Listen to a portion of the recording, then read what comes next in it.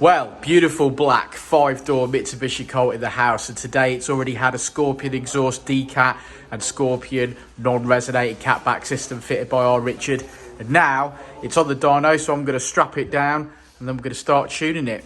So here goes.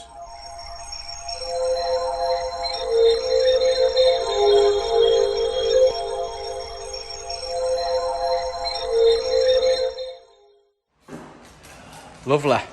Good morning, Richard. Well, good afternoon now, isn't it, actually? Yeah. Good afternoon, Richard. How you doing, pal? I know you're having your crisps behind me. Is that your lunch, buddy? Yeah. Only one full and 175 horses. Well, we're going to soon change that, aren't we, Richard? We're going to be aiming for about 200 brake horsepower. Anything to add there, Richard, other than the fact that you've just fitted a lovely Scorpion exhaust system? No. Okay.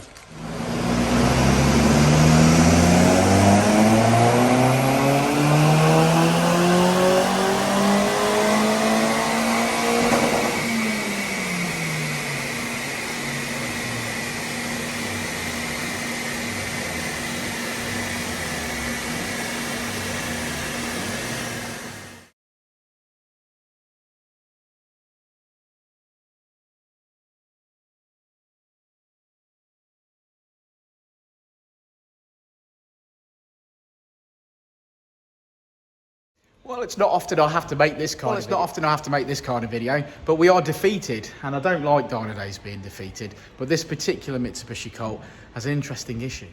So yeah, and our issue is the fact that the OBD2 port is not connected to the ECU.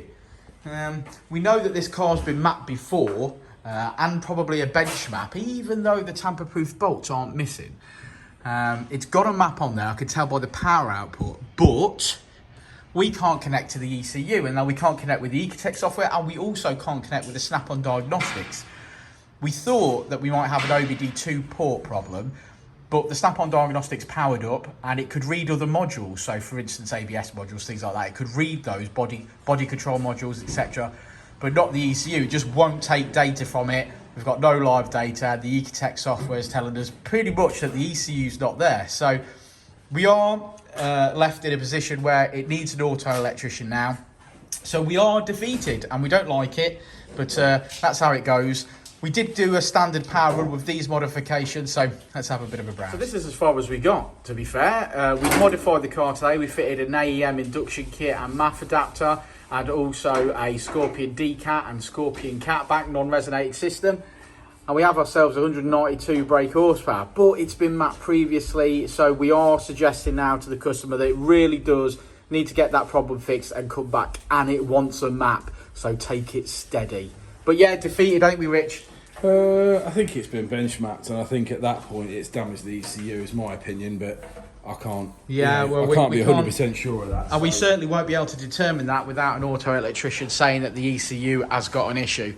So yeah, that's one for us. Doesn't happen often, but there you go. Well, normally we'd swap out ECU, wouldn't we? But we haven't got a spare, so we can't swap it out. We can't swap it out to prove the theory either on this occasion, can we? No. Yeah. Oh well, there we go. You all right down there, Gary? Yes, mate. Yes, mate. Well, never mind.